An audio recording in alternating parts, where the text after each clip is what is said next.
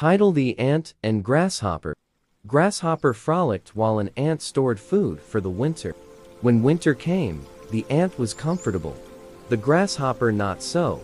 One bright day in late autumn, a family of ants were bustling about in the warm sunshine, drying out the grain they had stored up during the summer, when a starving grasshopper, his fiddle under his arm, came up and humbly begged for a bite to eat. "What?" cried the ants in surprise. "Haven't you stored anything away for the winter? What in the world were you doing all last summer?" "I didn't have time to store up any food," whined the grasshopper.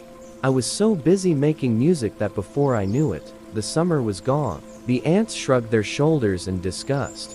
"Making music, were you?" they cried. "Very well, now dance." And they turned their backs on the grasshopper and went on with their work. Moral: there's a time for work and a time for play.